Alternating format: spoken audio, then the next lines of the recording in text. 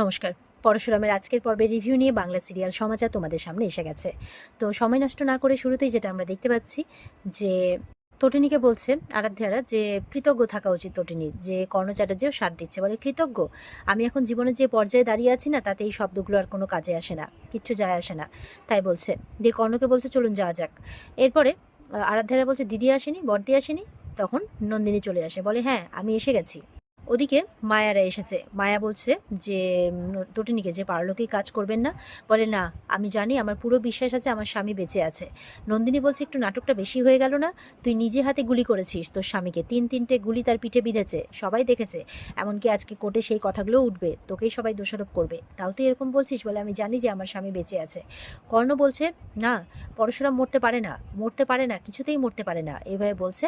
তখন জিৎ আসে, বলছে একটু বেশি বেশি হয়ে গেল না? যেন মনে হচ্ছে আপনি সত্যজিৎ মুখার্জি ওর বাবা। কর্ণ বলছে হ্যাঁ, আমি তো পিতৃতুল্যই আমি। তটিনী বলো, আমি তোমার সাথে আছি, বলো। আমি খরচা করব, আমি শ্রাদ্ধাদি সমস্ত খরচা করব, পরশুরামের আত্মার শান্তির জন্য আমি সব কিছু করব। কর্ণ বলছে যা যা পাপ করেছি আমি তার সব কিছুর প্রায়শ্চিত্ত করব। কর্ণ বলছে তটিনী তুমি একদম চিন্তা করো না, বাচ্চা কাচ্চাদের সবার পড়াশোনার দায়িত্ব আমি নিয়ে নেব। তটিনী বলছে তার কোনো প্রয়োজন হবে না, এই পৃথিবীতে অনেক মহিলারা এমন আছে যারা একা তাদের বাচ্চা কাচ্চাকে মানুষ করছে, সুতরাং ডোন্ট আন্ডারএস্টিমেট দেম। কর্ণ বলছে মানে? তো বলছে যে আপনি মহিলাদের অসম্মান করবেন না আর অবলা ভাববেন না, তাছাড়া আপনি একটু দরদটা বেশি দেখাচ্ছেন। এবার নন্দিনীকে বলছে চলুন, আপনি তো আবার ফিস ছাড়া কথা বলেন না। তা আমার মা কিন্তু আমাকে আপনাকে দুজনকেই জন্ম দিয়েছে, তো আপনাকে জন্ম দেওয়ার সময় মনে করেন ফিস নেননি, তার না? তোটির উপর চিৎকার করে ওঠে নন্দিনী, বলে একদম চিৎকার করবেন না, এই মুহূর্তে আপনি আমার অ্যাডভোকেট আর আমি আপনার ক্লায়েন্ট, এটা মনে রাখবেন। এদিকে বলরাম জিজ্ঞাসা করছে বাচ্চারা কোথায়? তটিনী বলছে ওরা স্কুলে গেছে, তোরা স্কুল থেকে ছুটি হয়ে গেছে, বাইরে বেরিয়ে এসছে, তো গল্প করছে যে মাকে তো আদালতে নিয়ে গেছে। বলে লাট্টু বলছে হ্যাঁ কার্টুন ফিল্মে দেখেছি, ওরা সেন্টেন্স দেবে। বলে সেন্টেন্স মানে আমরা যে সেন্টেন্স পড়ি সেটা? বলে না, পানিশমেন্ট হবে, এরকম একটা কথা বলছে। তখন দেখা যাচ্ছে গুন্ডার গাড়ি এসে ওখানে দাঁড়ায়। তো জিৎ মুখার্জিকে ফোন করেছে যে বাচ্চাগুলোকে বেরিয়েছে স্কুল থেকে, বলে তুলে নাও, তবে জোরাজোরি করবে না, বলবে যে ওর মায়ের সাজা হয়ে গেছে, ওর মা ওদের সাথে দেখা করতে চেয়েছে, এই বলে তুলে নাও। পেছনে কর্ণ চ্যাটার্জিও আছে, শুনছে। এবার দেখা যাচ্ছে গুন্ডাগুলো সেই মতো করে বাচ্চাদের এসে বলছে যে তোমাদের মায়ের সাজা হয়ে গেছে। বলে কি? বলে পানিশমেন্ট। বলে কি বলছো? বলে হ্যাঁ চলো, তোমাদের মা তোমাদেরকে দেখতে চাইছে, এক্ষুনি ডেকেছে। তো বলছে কি বলছেন আপনি, চলুন চলুন, মেয়ে বলছে। তো লাট্টু বলছে দাঁড়া, আমাদের ইউনিট টেস্ট আছে, আর মাম্মি বলেছে না অচেনা কারো গাড়িতে না চড়তে। বলে কিন্তু মাম্মির তো সাজা হয়ে গেছে। বলছে দেখ মাম্মি তো আমাদের কাছে ইম্পর্টেন্ট না, বল চল চল চল। এই বলে গাড়িতে উঠেও পড়ে ওরা। আর ঠিক গাড়ি যখন চলতে শুরু করেছে, ঠিক তখনই সেই সঙ্গের দল চলে আসে, মানে পরশুরামের দলবল।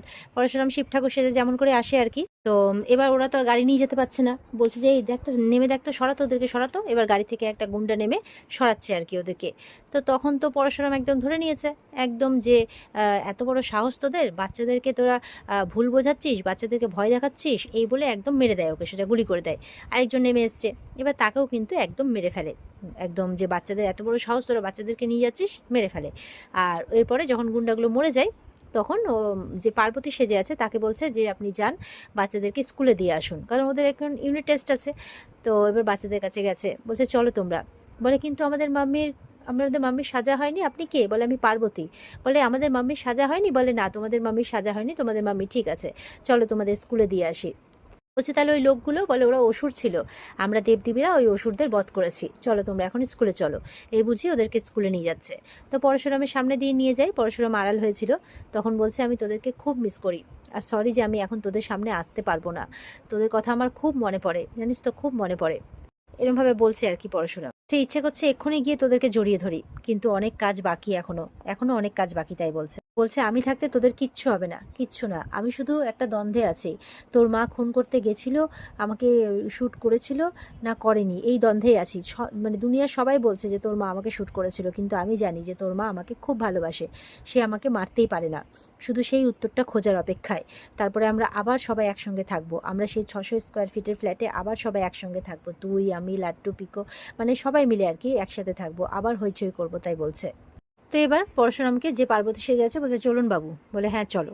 যেতে যাবে কি, গুন্ডাটার পকেটে যে ফোন আছে সেটা বেজে ওঠে। তো পরশুরাম রিসিভ করে দেখছে জিৎ মুখার্জি ফোন করেছে। তো জিৎ মুখার্জিকে বলছে অসুর নিধন হয়ে গেছে, নিধন করেছে স্বয়ং বাবা ভোলা মহেশ্বর, আর 3জন নিধন হতে বাকি, আপনি, জিৎ মুখার্জি, ওদিকে মানে বিজিত লাহিড়ী, আর আরেকজন হচ্ছে সৌরভ। তিনজন, এই বলে ফোনটা রেখে দেয়। তো কর্ণ বলছে কি আবার কার ফোন? জিৎ বলছে জানি না, বুঝতে পারলাম না, তবে ওই বাচ্চাদের তুলতে পাঠিয়েছিলাম, তবে ওই স্পটে কিছু একটা ঘটনা ঘটে গেছে এরমভাবে বলছে। কর্ণ বলছে কে ঘটাচ্ছে এইসব? তোটেনি এমনটা সন্দেহ করছে। এদিকে দেখা যাচ্ছে তোটেনিকে বাঁচিয়ে নিয়ে এসছে, মানে মানে বের করছে আর কি কোর্ট থেকে নন্দিনী। তো তোটিনির মা বলছে যে কি সব কিছু ঠিক আছে? তো নন্দিনী বলছে তুমি চিন্তা করো না, তোমার মেয়ে আর কিছু পারুক না পারুক এই কাজটা খুব ভালো পারে, ওর কাস্টাডি হয়নি। তখন কর্ণ আসে, কতদিন কাস্টাডি হবে না, কতদিন বাঁচাবে তাই বলছে নন্দিনীকে। তখন তোটিনির মাকে বলছে আপনি চিন্তা করবেন না কিচ্ছু, আমি আছি, আমি ওর দায়িত্ব নেব, একদম কোনো কিছু চিন্তা করবেন না। আর সব কিছু মাসোহারা, বাচ্চাদের পড়াশোনার খরচা সব কিছু দেবো তোটিনি, তুমিও কোনো চিন্তা করো না। আচ্ছা ঠিক আছে, টাকা পয়সা নিতে তোমার যদি ইগোতে লাগে তাহলে তুমি আমার কোম্পানিতে চাকরি করে নিও, তাই বলছে। কর্ণ বলছে চিন্তা নেই, আমি আছি সঙ্গে, আমি আছি, আমি যা যা অন্যায় করেছি তোমার বিরুদ্ধে সব প্রায়শ্চিত্ত করবো, শুধু ভয় একটাই ভয়। তো প্রাচী বলছে কি ভয়? জেল হয়ে যাবে নাকি? বলে হ্যাঁ হ্যাঁ এটাই ভয় পাচ্ছি, আমি এটাই ভয় পাচ্ছি। নন্দিনী যত টাকা লাগে জলের মতো টাকা খরচ করবো আমি, কিন্তু তোটিনি যাতে কোনো কিছু না হয়। দেখো হয়তো বা ও খুন করতে পারে ওর স্বামীকে, কিন্তু হাজার হোক ও ফুলের মতো দুটো শিশু, তাদের তো ভাসিয়ে দিতে পারি না। তোটিনির কাছে গিয়ে বলছে। তটিনী তখন বলছে মাইক দেবো? বলে এক্সকিউজ মি? বলে মাইক দেবো আপনাকে আর একটা মঞ্চ দেবো? না মানে এত ভালো ভাষণ দিচ্ছেন তো আপনি, তাই বলছি। কর্ণকে বলছে। কর্ণ বলছে তুমি কিন্তু আমাকে ভুল বুঝছো, আমি কিন্তু এমনটা বলছি না, আমি তোমার পাশে আছি। তটিনী বলছে থামুন আপনি, আপনি বারবার আমাকে বলছেন আমি খুনি আমি খুনি, কেন আপনি বলছেন আমাকে খুনি? বারবার আমাকে এটা বোঝানোর চেষ্টা করছেন যে আমার মানে স্বামী স্বর্গত, তাই বল, কিন্তু কেন কেন করছেন আপনি এরকমটা? তটিনী প্রশ্ন করছে, রেগে যাচ্ছে কর্ণের উপর। আমি খুনি না আর আমার স্বামীর কিচ্ছু হয়নি, আমি এটা পুরোপুরি বিশ্বাস করি, ও ভালো আছে। বলছে আমি এটা বিশ্বাস করি না। তখন নন্দিনী বলছে বিশ্বাস না করার তো কিছুই নেই, এটাই ফ্যাক্ট। তো নন্দিনী বলছে আজ না হয় কাল তোকে তো এটা মেনে নিতেই হবে। আরাধ্যা বলছে আমি বলছিলাম যে পারলৌকিক কাজটা যদি করে নেওয়া যেত। কবির বলছে না মানে আননেসেসারিলি একটা মৃত মানুষের আত্মা তো শান্তি পাবে না, তাই আর কি। তটিনী তো প্রচন্ড রেগে যায়, বলছে একদম চুপ, একটাও কথা বলবে না তুমি, এইসব দয়া করুণা না আমার পোষায় না, দান আমি নিই না, আমি শিখিনি। এই বলে ওর মাকে বলছে যে আমি যাচ্ছি। বলে কোথায় যাচ্ছিস তুই? বলছে আমার একটা ঘর আছে, আমার স্বামীর ঘর, আমি সেখানেই যাচ্ছি। প্রাচী বলছে স্বামী কোথায়? বলে আমার স্বামী বেঁচে আছে, ও বেঁচে আছে, এটা আমার বিশ্বাস, আর ও ঠিক ফিরবে। বলছে আমার দৃঢ় বিশ্বাস যে ও বেঁচে আছে, এত সহজে ও মরবে না, মরতে পারে না, কিছুতেই না। তটিনী বলছে। তো তটিনীর কথা শুনে যথারীতি সবাই অবাক হচ্ছে, কিন্তু ভাবছে যে ওর তো শোক হয়েছে, তার জন্য হয়তো উল্টোপাল্টা বকছে, মানে সবাই যেটা ভাবার আর কি। তো তো এই সমস্ত কথাবার্তা হতে হতেই কিন্তু এখানে আজকের পর্ব শেষ হয়ে যায়। তো এই ছিল আজকের পর্বের রিভিউ। আশা করি তোমাদের সবার খুব ভালো লেগেছে। যদি ভালো লেগে থাকে তাহলে লাইক কমেন্ট করে আমাদের কিন্তু জানাবে, আর আমাদের সাথে জুড়ে থাকতে চ্যানেলকে সাবস্ক্রাইব অবশ্যই করবে। তো দেখা হচ্ছে আগামীকালকে রিভিউ নিয়ে। তোমাদের জন্য একটা কথা, তোমাদের আমার এই চ্যানেলে কিছু দর্শক আমাকে সংসারের সংকীর্তনের মানে অনুরোধ করেছে। তো সেই সিরিয়ালটি, সেই ধারাবাহিকটি আমরা আমাদের আরেকটি চ্যানেল টলিউড স্টোরি এক্সপ্লেনার, এটা একসাথে লিখতে হবে, কোনো স্পেস হবে না মাঝখানে, টলিউড স্টোরি এক্সপ্লেনার লিখে সার্চ করলে আমাদের চ্যানেল তোমরা দেখতে পাবে। আর সেখানে আমরা সংসারের সংকীর্তন ধারাবাহিকটি রিভিউ শুরু করেছি দেওয়া।